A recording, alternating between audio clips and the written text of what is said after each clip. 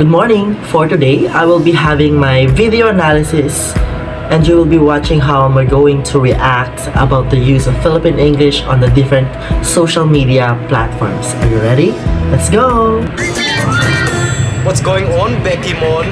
This is your Pinoy boy, Mikey Bustos again, bringing you another tutorial. This time about Pinoy English. The Philippines is considered the second best English-speaking country in Asia, next to India. That is why there are a lot of successful Pinoys in North America and other English-speaking countries. We can even adapt other accents. But it must be noted that the Pinoy way of speaking English is a little bit different from the standard North American way. Of course, we have our own way of conveying our thoughts when speaking English. There are certain Pinoy English expressions that are actually direct translations of their Tagalog counterparts. For example, when a Pinoy says, "I'll go ahead," the typical North American might say something. But I like the accent of the narrator in this video. It's just very hilarious. Something like, "Huh? You'll go ahead where?" Actually, "I'll go ahead" is the Pinoy way of saying, "Excuse me, I have to go." It comes from the Tagalog expression, "Mauna na ako, mauna na ako, I'll go ahead." Then there's the expression, "for a while." You answer the phone, "Hello," and the person who is calling you is looking for your mother. So you say, "For a while." Huh? For a while what? Every North American will not understand this.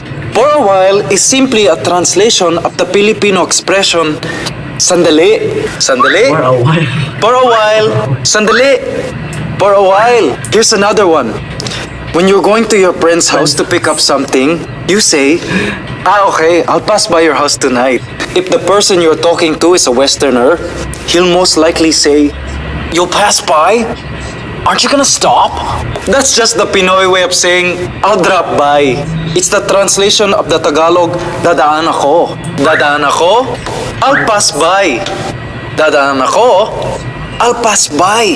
There are many more examples of Pinoy English. We say things like, "Open and close the light." Close, open, close, open. Your shirt is stuck out.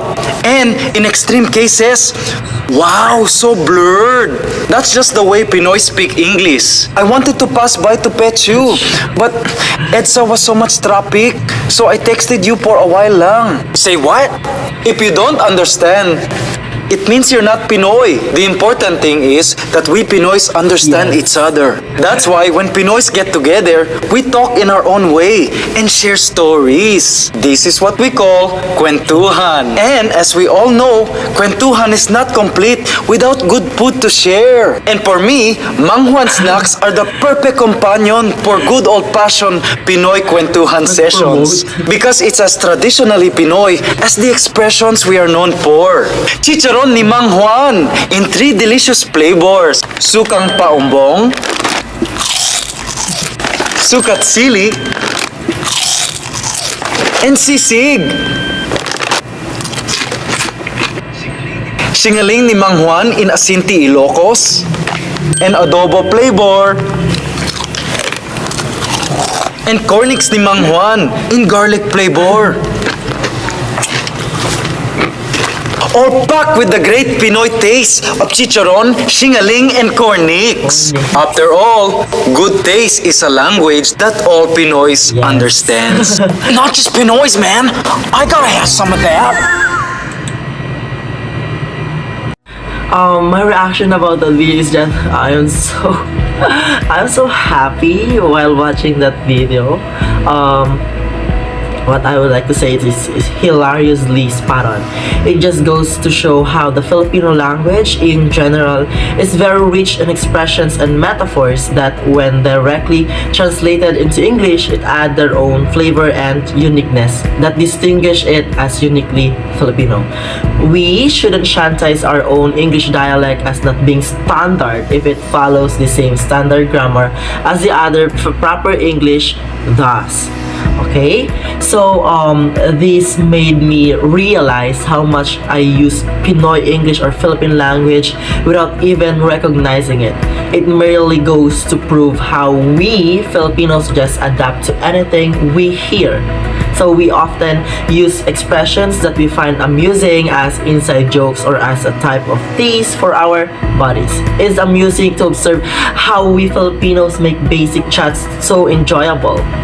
So I would like to add that poor grammar makes us appear comical, but when it comes to showing, we definitely know how to speak English. I feel we should not put too much emphasis on making our English seem polished or on adhering to standard English, because there is no harm in adapting Filipino English as long as we are conscious of appropriate English construction, and that is important. And of course, the video is the simplest and most entertaining way of explaining the distinction between Filipino English and standard English. I find that it is very useful in speech classes because you've identified some of the major weaknesses of a native Filipino speaking the English language. In order to be fluent and proficient in the second language, these weaknesses should be corrected. And this video, I highly recommend this video for the beginners. Nonetheless, I enjoyed the video. It was very entertaining. So that would be the end of our video analysis today. Thank you so much for having me. I am Matt Alinacosa. See you again. Bye!